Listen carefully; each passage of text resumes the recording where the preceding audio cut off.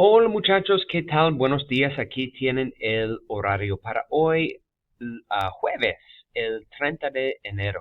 Just want to walk you guys through the activities for today, which are based on the reading on pages 50 and 51 acerca de Colombia. So the end result is the persuasive essay that you guys are going to write for next week. For next week, on Monday and Tuesday, you need to have a rough draft created. And that's what we're going to start in class today. That's what you're going to polish off over the weekend. In addition, would recommend just taking a look at the review work that we did at the end of last week and the beginning of this week, which was the recapitulación, activities 1, 2, 3, 4, and 5. To get you guys ready for your quiz on the subjunctive, and then all the criteria that'll be on the quiz is in those beige boxes on pages 42 and 43. And in addition, just a gentle reminder, might always be a good idea to take a look at how to formulate the present subjunctive as outlined on page 14 of the textbook for some of those irregularities and the regular conjugations of the subjunctive. But back to the essay. The essay, or the prompt rather, is the following. ¿Qué hace de Colombia un país rico culturalmente? What makes Colombia a culturally rich country? ¿Qué aspectos históricos, geográficos y culturales contribuyen a su riqueza cultural? So what historical, geographic, and cultural aspects contribute to its cultural wealth? And the reading, again on pages 50 and 51, gives you an overview, the back of Colombia's baseball card, if you will, principal cities, capital, surface area, population, a little bit of the geography, languages that are spoken in the country. 50 is demographic information, whereas 51 goes into a little bit of what we would call culture. And I appreciate how in the prompt it gives some examples of culture, right? So think of the history as expressed in lugares de interés, as also expressed in the city of Cartagena in this portion of the reading. Costumbres, which are customs, traditions. Literatura, the literature arts, performing arts, music, sports, dance, etc. Book highlights 4 different aspects of culture, but you're going to use the reading on pages 50 and 51 to answer this question. How is Colombia considered, or why would Colombia be considered a culturally rich country? What examples do you see in the reading?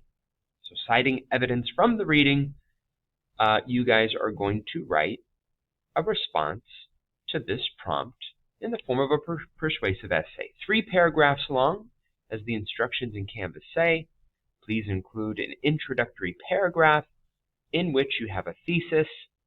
Before the thesis, though, you want to kind of develop a little bit the idea of a culturally rich country. Give a definition. What is a culturally rich country? Un país rico culturalmente es un país que tiene muchos lenguajes, ¿verdad? Muchos idiomas.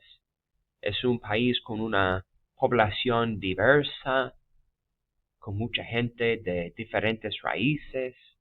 Es un país con muchas ciudades principales, muchos lugares de interés, clima diverso.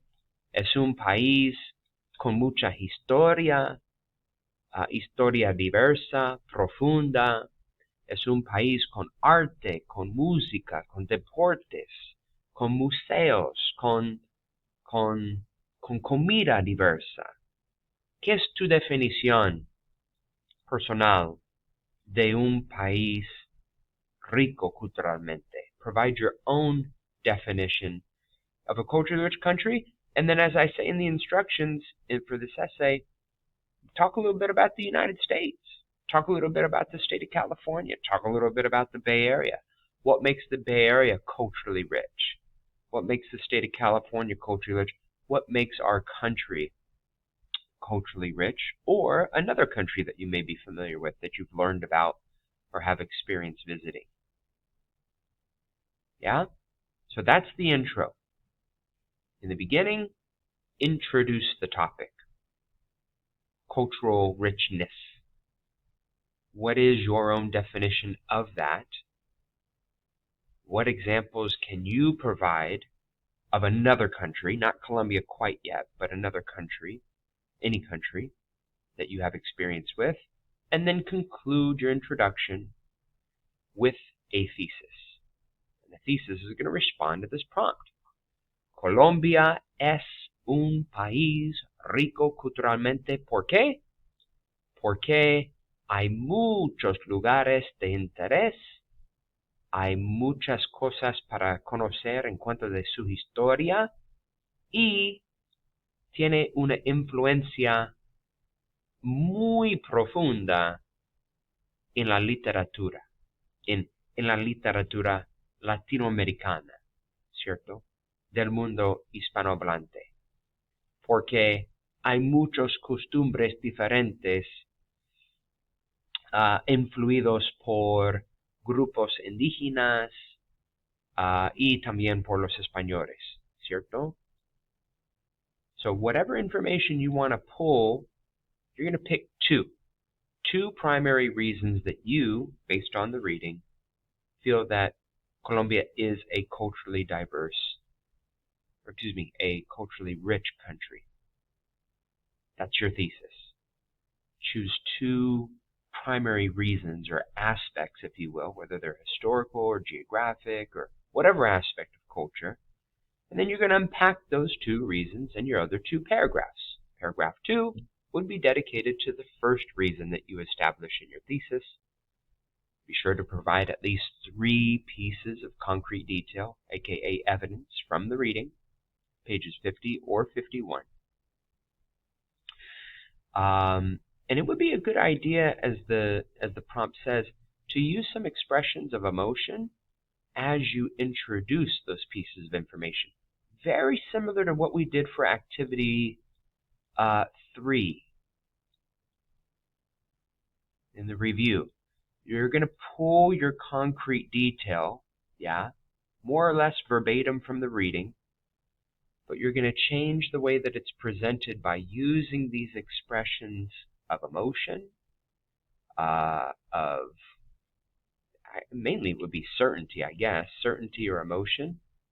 Put them at the beginning of your quotes or facts from the reading to kind of personalize it a little bit. Again, it's a persuasive essay. So even though you're providing facts, you can provide some expressions of the subjunctive at the beginning to make them more persuasive.